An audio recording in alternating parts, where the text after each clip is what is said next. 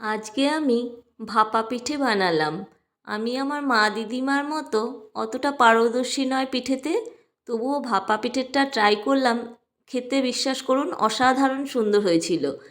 এরকম আমি চালের গুঁড়োটা চালুনি দিয়ে এরকম চেলে নেব।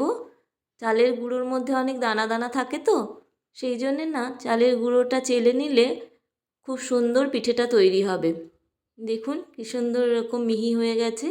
এবারে এর মধ্যে একটু নুন দিলাম আর সামান্য এরকম জল ছিটিয়ে ছিটিয়ে দেব, যেমন ঠিক ময়দাতে ময়দা মাখি ময়াম দিয়ে, সেরকমভাবে চালের গুঁড়োটা এরকম ময়ামের মতো করে নিতে হবে।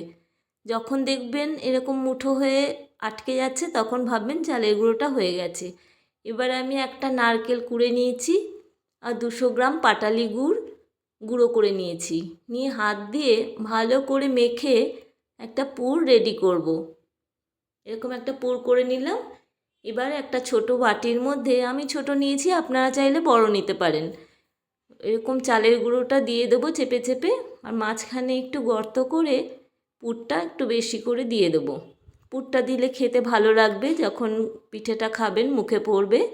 আর ওপর থেকে আরও একটু চালের গুঁড়ো দিয়ে ভালো করে চেপে চেপে দেব, তাহলে বাটির শেপটা পুরোটা উঠে আসবে। আমার ভিডিওটা ভালো লাগলে লাইক শেয়ার কমেন্ট করবেন।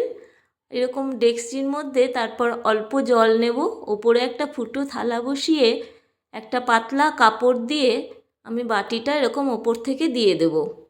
দেখুন কি সুন্দর বাটির শেপ এসে যাবে। আরও একটা আমি দিচ্ছি, আপনারা চাইলে একটা করে করতে পারেন, আমি দুটো করেছি। আর আঁচটা তারপর মিডিয়াম ফ্লেমে রেখে কাপড়টা এরকম ভালো করে ঢাকা দিয়ে নেব, আর ওপর থেকে একটা ঢাকা খুব ভালো করে দিয়ে 15 মিনিট আমি ভাপে রেখে দেব। আর ঢাকাটার মধ্যে যে ছিদ্রটা ছিল সেটা আমি একটা কাগজ দিয়ে আটকে দিয়েছি। 15 মিনিট পর ভাপাটা খুলে একটু দেখতে হবে পিঠেটা সেদ্ধ হয়েছে কি না। একটা কাঁটা চামচ দিয়ে আমি দেখে নিচ্ছি পিঠেটা সেদ্ধ হয়েছে কি না। দেখুন একদম সেদ্ধ হয়ে গেছে।